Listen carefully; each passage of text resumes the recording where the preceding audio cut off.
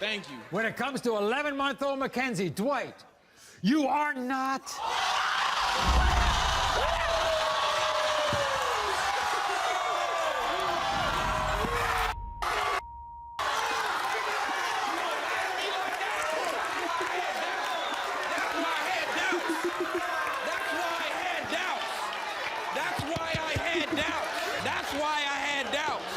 That's why we on this show. You want to apologize to me? I'm sorry. You put me through a lot. What did you do? Nothing. What I put you through? Nothing. Where am I at? Where am I at? You nowhere. Where am I at? Whatever. Come on now, man. The man himself. Wow. And guess what? That clip, that's from the inaugural week of the 20th season of The Maury Show. How was that backflip? That's pretty incredible. Right on the spot. Did you have any idea? Did he tell you beforehand? No. I can do backflips, and if it comes out this way, I'm going to do a backflip. No, I I had no idea.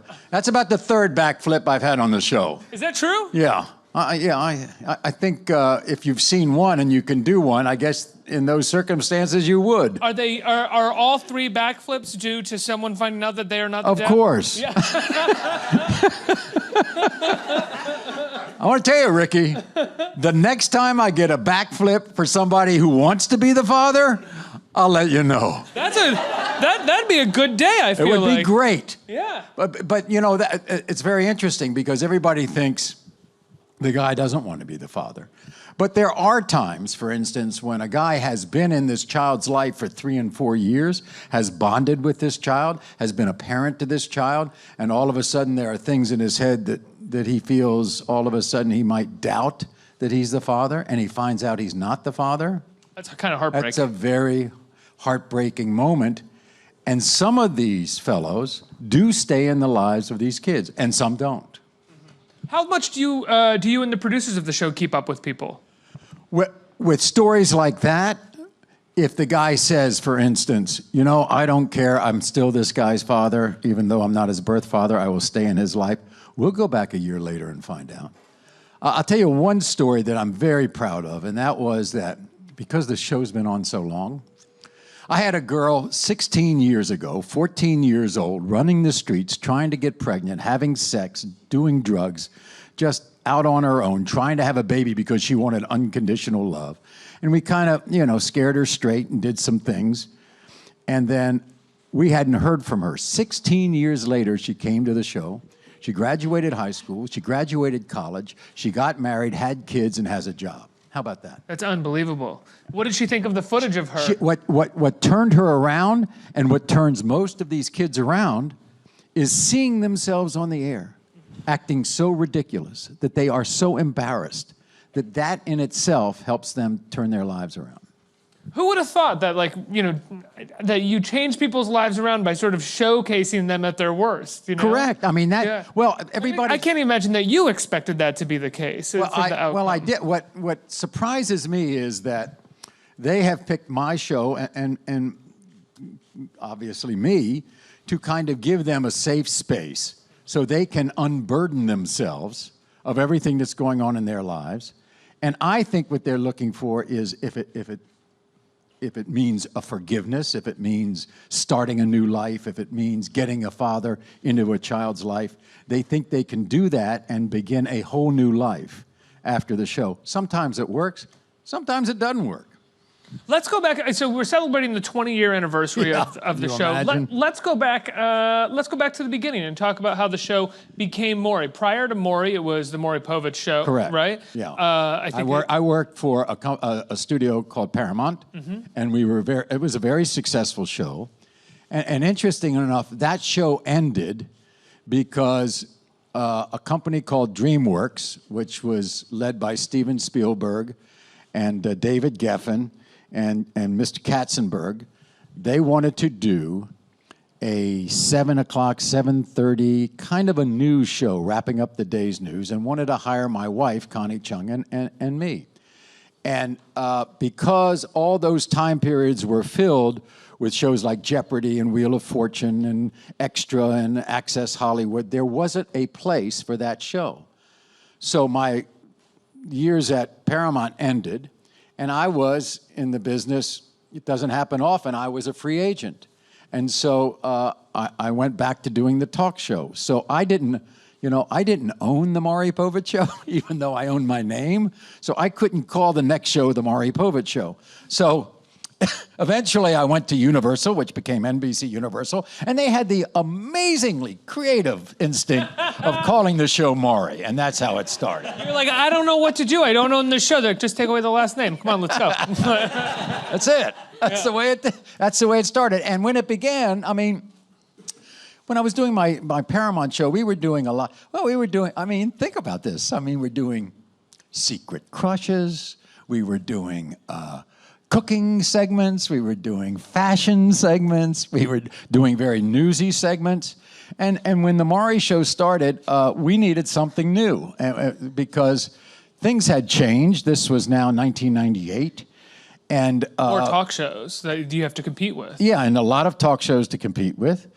In fact, I'll just give you a statistic. Somebody told me that since I started the Maury Povich Show in 1991, there have been 75 talk shows that are in the cemetery. In other words, they never lasted. And so we got edgy. We kind of pushed the envelope. And that's when the lie detector test shows came in. That's when the DNA shows came in, out of control teenagers. And how did you feel about that when that first started? When I had no clue as to how they would be received. And because you're coming from a current affair, you're coming from a news I had background. 20 years of news. I was a news reporter. I was a news anchor. I was a local talk show host. I had done a show in Washington in the 1960s and 70s and early 80s before CNN even started in 1979, so there was no cable news. And we were the only kind of newsy Today show at noon to 2 in Washington. We had the White House watched us, and I was the news guy. And then somehow I did this crazy tabloid show in New York called A Current Affair in the late 1980s. Huge hit. And it was a huge hit. It was event viewing for Right. people. In fact, I'll tell you something. It's very interesting. So when Paramount hired me as a talk show host, because I was doing this big show called A Current Affair, and it was so big that it had bigger ratings than Entertainment Tonight. And Paramount owned Entertainment Tonight, and they were at their wits' end because this upstart Fox show with Rupert Murdoch at the helm writing checks was beating them. And so they offered me a talk show. I thought they really had the vision that I would be a great talk show host. No, what they really wanted me was off that damn show because that show was beating their show. It's a classic executive move, right? So that's how my talk career started that way. And we were very successful with the Maury Povich Show, and so that gave me a real good start with the Maury Show in 1998. And then we had this idea, and my producer at the time, Amy Rosenblum, and my now executive producer, Paul Fallhaber, came to me and said, we got this idea. Let's do a paternity test. And I said, what? He said, yeah, let's, there are a lot of kids out there with the wrong father, and these women are accusing these men of being the father. Let's have a show and give them a paternity test. Now, were you getting calls? Because you get calls where people, tell their story over the phone to some of the people that are... Well, at that point, we have to go on the show and say, since for the first time, we have to say, if you think that you are not the father of a child, or if you think this man who denies being the father of your child is your child's father, please call the show. We'll check out the story, and we check out every story the way any news department does. We have 7 production teams. They go to the background of these stories of these people. They talk to the relatives. They talk to friends, so they know that once you come on the show, it's the real deal. So the one thing I did in the beginning is, I don't know, by instinct or whatever. So I'm getting briefed with the first show, and the producer of the show is saying, "Okay, and now the result is," and I said, I don't want to know the result. I don't want to know whether they're the father or not. I want to be as surprised as the guest, as the live audience in my studio, and the TV audience. I don't want to know anything more, or I would skew questions because I know more than they do. I want to be as surprised as they are. And to this day, that's the case. I have no idea the answers. I have no idea the answers on lie detector tests. I just want to be surprised as everybody else. I'm surprised we haven't seen you do a backflip then on air when you found out the It's not going to happen.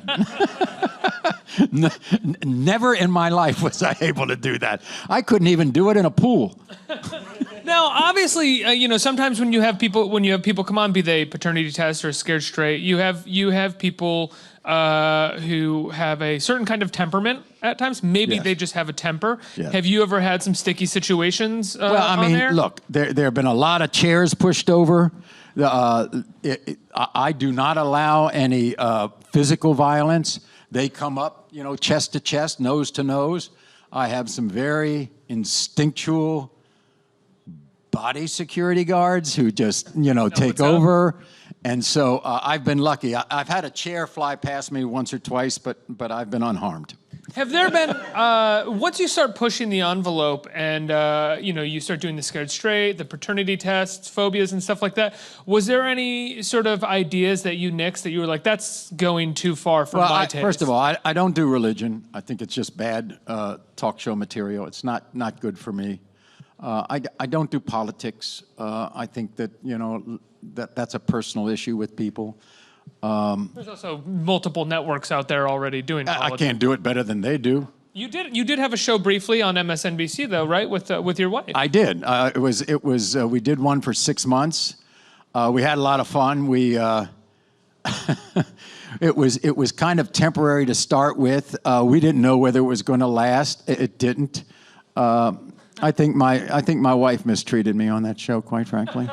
Yeah, I got a vibe from the episodes that I saw. There was some tension going on. Yeah. Well, we're going. Although I'll tell you this, Ricky, we're going to try it again. My wife and I are going to do a live theatrical performance. Well, what's so funny? I don't believe you. No, it's true. Of what? We're going to do this one time to see if it works. It's a 2-person show at a place called the Keswick Theater, which apparently is a very lovely theater in Glenside, Pennsylvania, outside Philadelphia, on October the 20th. Oh, this is real. Oh, this is real. Oh. And we're going to find out exactly how loopy Connie Chung is. What does the show consist of? We don't know. Is this really? Yeah, it's a you know, it's not patterned after, but you know, Andy Cohen and Anderson Cooper do this 2-person show all over the country. I'm not going to copy them because I'm not like the 2 Andys, but we're going to see if it works. My wife will probably belittle me for 90 minutes, and that'll be the show. Is it going to be, I mean, both of you have a news background. I'd imagine both of you in many ways are still very, are news junkies the way most people. We watch a lot of news. Is it going to be the 2 of you sort of talking about current I'm sure that will come up. I think more than anything else, we are glad we're not in the news business these days. Oh my God. It's not to our liking. I think it's very difficult to be a straight news person these days.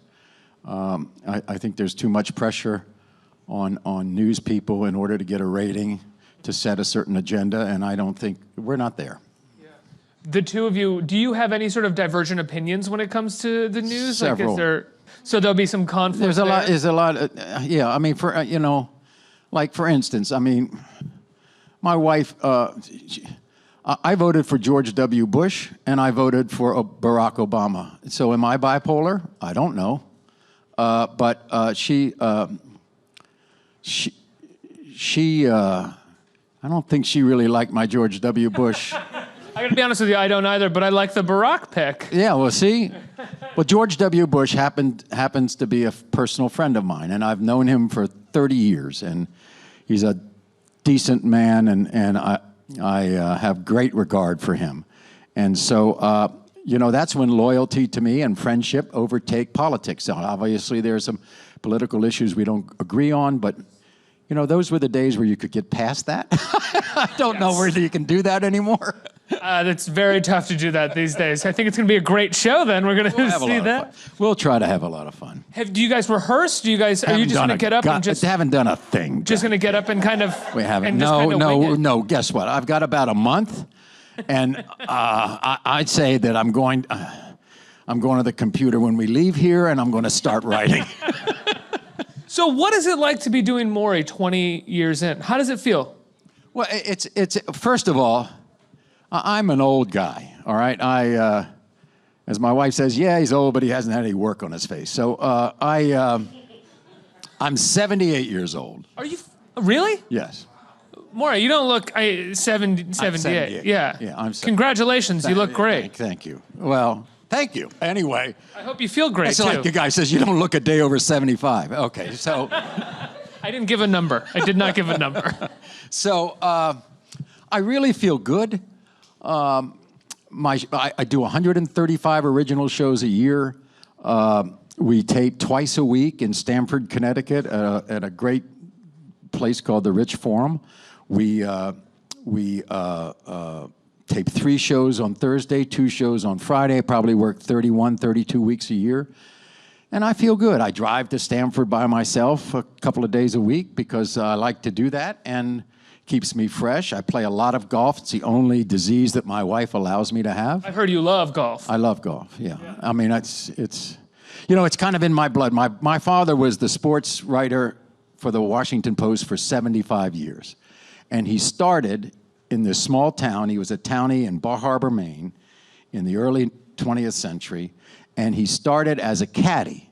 And the guy he caddied for at this golf course went to my grandmother and says, I want to take your son with me to Washington, D.C. I own the Washington Post newspaper, and I'll give him a job. So to me, golf is kind of in my blood. And so, I still believe at my age I can get better. And all my friends say it's not going to happen. But I play good golf. Do you feel like you do get better? Yeah, I do. I mean, I do. Yeah. When I was 50 years old, I had never had a lesson. And my wife, for my 50th birthday, did all this research and said, I found the golf guru, the best golf teacher in the United States. So she hired him. His name was Peter Costas. He came to my home for a weekend when I was 50. That's almost, 30 years ago. And Peter and I now are inseparable. And she used to call him the golf god. And now because I chase him all over the country looking for lessons, she calls him the golf devil. Connie's not a big fan of your golfing, then, it sounds like. No, she allows me. I mean, I've been in like some big tournaments. She always shows up like at the next to last hole. That's all that she can take when it comes to golf. Yeah. That's all she can. I'll be there. Just, 17th hole, I'll be around. 17th hole, I'll show up. So I have to ask, 20 years in, do you still, I think you may have said it, but do you have an episode or a guest that you always look back on as one of your fondest memories of Maury? There's no question that there's one episode of the DNA testing that has been above all others. And that is, a woman is accusing a guy of being the father of her twins, and I open up the envelope, and he's the father of one, but not the other. Yeah, that's what I said. What? And I looked at my staff. This is on air. I looked at my staff. I said, this is impossible. And they said, with fraternal twins, you have a lady who had maybe more than one person in her company on a certain day. It Good can for happen. her. It can happen. So it happened. The doctors called it 1,000,000 to 1 shot, and it's happened twice on my show. It's happened twice on your show. Twice. Oh. Busy ladies. Yeah. Well, yeah. Having a good time. Yeah, of course. And at this point, 20 years in, you guys are you only the DNA tests at this point? Oh, no. I still do lie detectors. I do out-of-control teenagers. I've done this show that most people who've watched the show over the years, is it a man or is it a woman? We have kind of like beauty contests, and we are this close, and I can't tell. I can't tell the difference, whether it's a man or a woman. And so we ask everybody, to vote. Nobody has gotten all 12 right, ever. Have you maintained any relationships with your guests over the years, outside of that one woman who came on 16 years later? For those women who have come back 4, 5, 6, 7, 8, 9 times I guess to find so. the father of their child, we're on a first name basis. Yeah.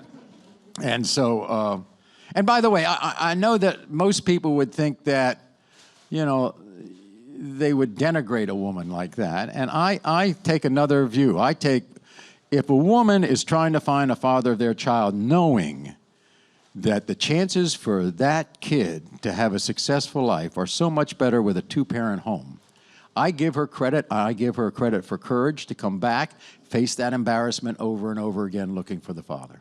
Yeah, absolutely. Is it hard for you to, obviously this isn't general reporting, but remain objective or to sort of remain at an arm's length when you're seeing people? A lot of times when I say at their worst, I don't necessarily mean embarrassment, but I mean emotionally at their worst, at their most raw. Is it hard for you to sort of not take it with you when you go home?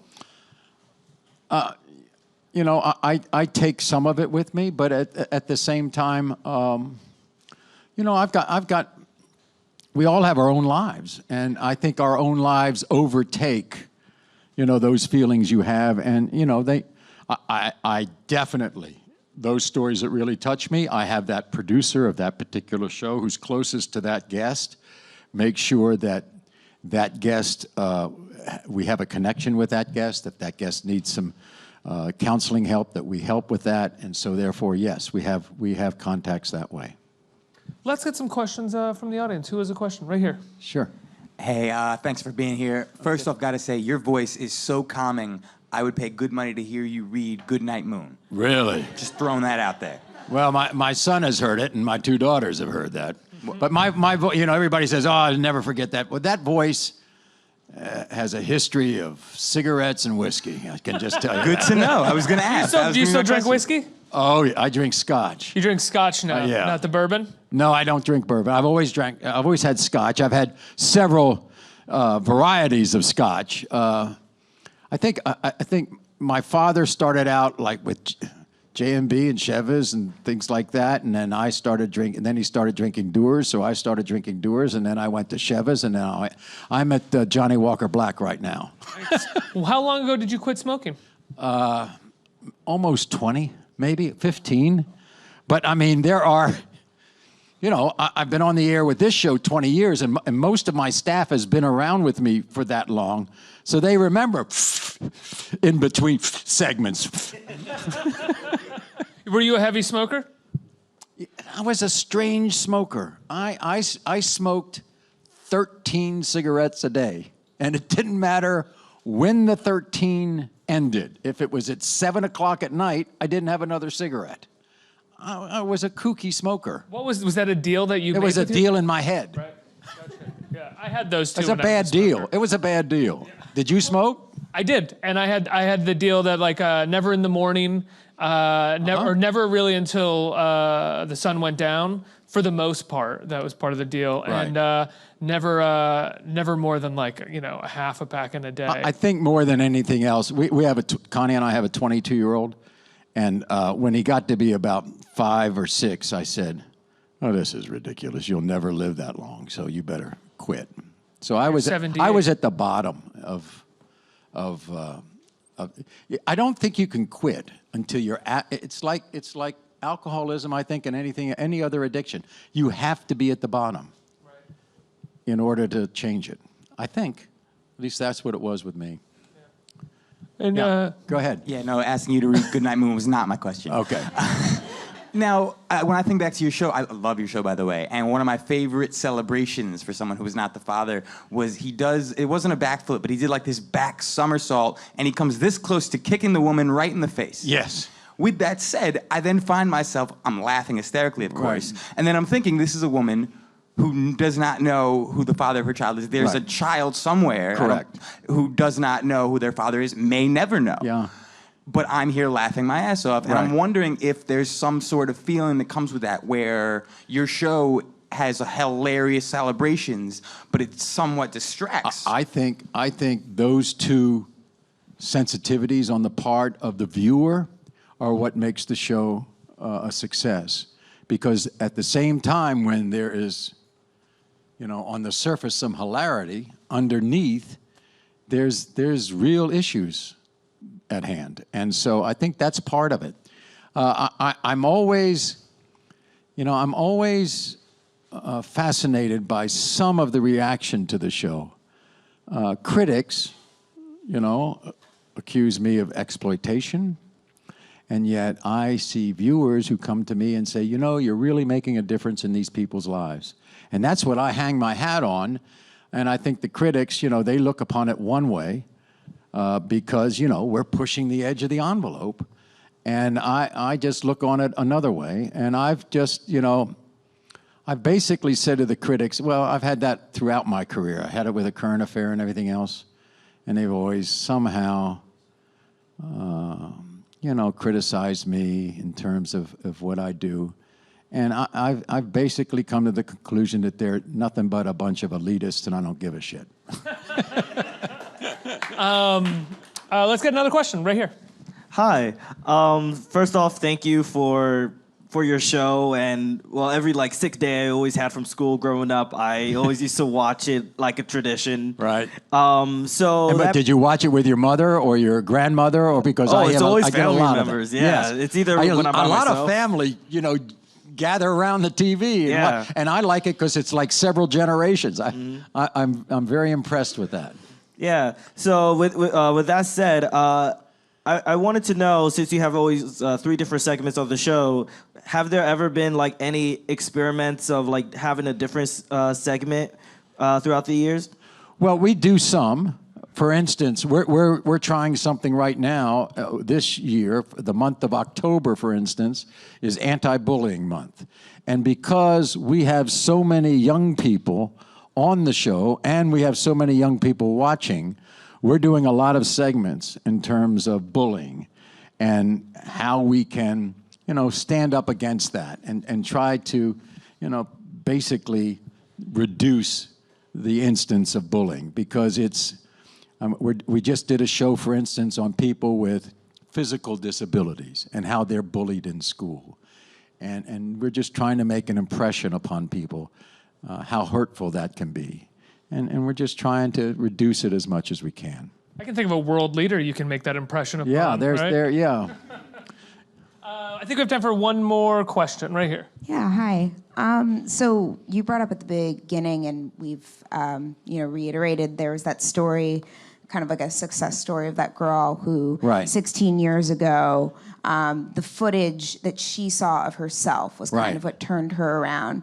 But I remember 16 years ago, and 16 years ago, going on the internet was a very, very different experience, mostly because you didn't just have tons of videos that were circulating, and things like that whole going viral phenomenon didn't happen. So it's a little bit harder, I think, now for people to be able to reflect and look at themselves in videos without also having the entire world reflecting on their actions. I'm wondering how you prep your guests when they're coming in to make sure that they fully understand what it is that they are doing when they choose your show as the place for them to air their, dirty laundry. And I'm also wondering, do you guys have a line that you draw of what, maybe this is really not the place for this? Well, I think whatever you see is the line we've drawn. And so therefore, we don't go past what everybody has seen. Every one of my guests, and this is since we've been doing the show, there's a whole legal process that they go through. We have legal counselors, we have psychological counseling, and we go to each guest and they know exactly what questions I'm going to ask them, what areas we're going to cover, what people we're going to talk about. There are no surprises on our show. And so, and I think that came about because of a talk show many, many years ago called Jenny Jones, in which there was an unfortunate tragedy afterwards when on the show something was revealed and one of the guests ended up taking their life. And so ever since that show, because I was doing the Maury Povich Show at the time, ever since that show, most talk shows, if not all talk shows, go through a very big, similar procedure about their guests. No one is surprised on our show. The only surprise is whether they are the father or aren't the father, whether he's cheating or whether he's not cheating, and all those guests have been informed well before the show about the possibilities. Absolutely. Maury, congratulations on 20 years. Thanks so Looking much. forward to 20 more. Well, I want to see you hosting the show when you're 97. I think that'd be unbelievable. Yeah, maybe my wife and I will do our second theatrical appearance then. Ladies and gentlemen, give a round of applause for Maury Povich.